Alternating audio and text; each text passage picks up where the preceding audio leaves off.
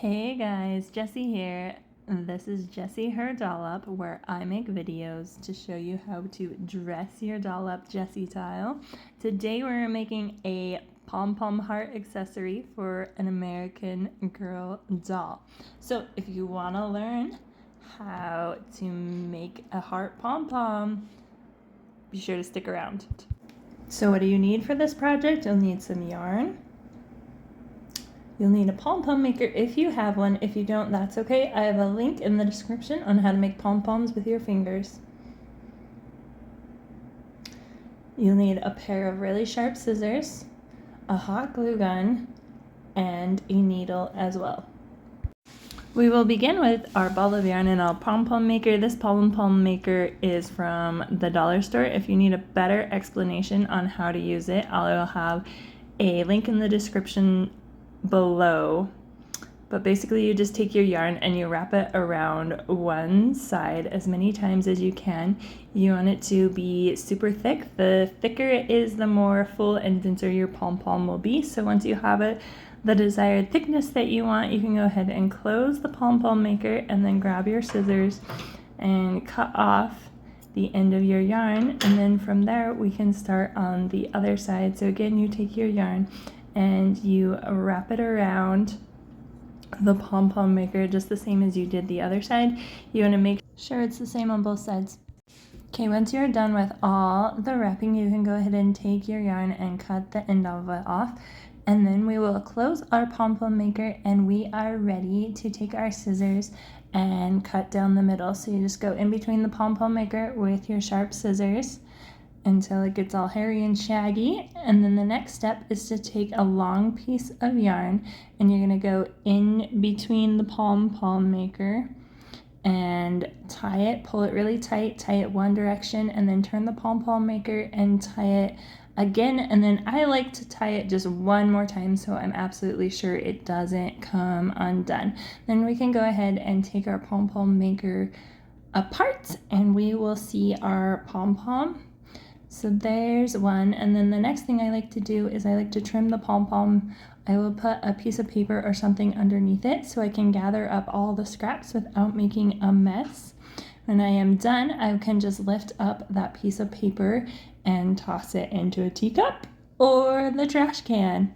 So we're gonna need to make a total of 3 pom-poms in order to make our heart. Once we have 3 of them made, we will take our needle and thread and we will find the very center of the pom-pom where we use those strings to tie together. And you want to take your needle and just make sure that you go under that middle piece of yarn that we wrapped around so that this needle and the yarn that we're pulling through it doesn't come undone. So it's kind of tricky. This is probably the hardest part. And if you have a bigger needle than I do, it would be just a little bit easier. But we're just gonna wiggle it and then we will pull it all the way through. All right, here it comes. And then make sure that you tie the tail end of your yarn so that it doesn't just pull all the way through the pom-pom. And then you'll take the second pom-pom that you have, and again you'll find underneath those yarns that are holding the entire pom-pom together, and you'll go underneath them and then out the other side, and you'll just need to wiggle your needle a little bit and then just pull it through, and then those 2 pom-pom balls are stuck together. And just to make sure they don't come undone, I'm going to pull them apart a little bit and take my glue gun and just put a dab of glue in between those so there's no way they're coming undone.